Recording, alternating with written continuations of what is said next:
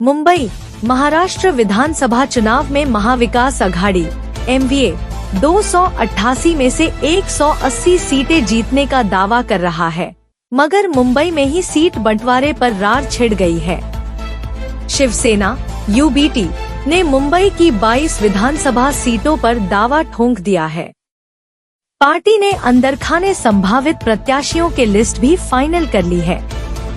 इसके अलावा NCP नेता शरद पवार ने भी 7 सीटों पर कैंडिडेट उतारने के संकेत दिए हैं। अगर दोनों पार्टियां अपनी जिद पर अड़ी रहती हैं कि कांग्रेस के खाते में 36 विधानसभा सीटों में से सिर्फ 7 सीटें ही आएंगी।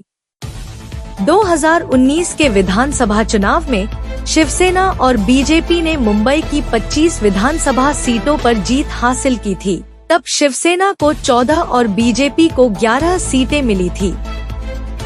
लोकसभा चुनाव में भी उद्धव ठाकरे की पार्टी को 3 सीटों पर जीत मिली थी। चौथे सीट पर पार्टी के कैंडिडेट करीबी मुकाबले में हारे थे। क्या चाहती कांग्रेस?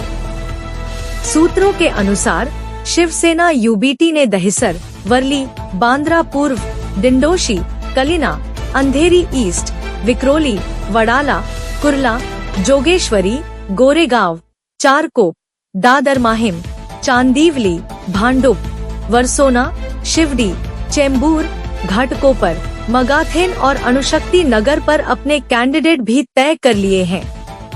कांग्रेस मुंबई में 16-16-5 के फॉर्मूले पर विचार कर रही है। इस प्रस्ताव के तहत शिवसेना, UBT और कांग्रेस 16 से 16 सीटों पर चुनाव लड़ेगी, जबकि 4 सीटें शरद पवार की पार्टी को देने की तैयारी की जा रही है।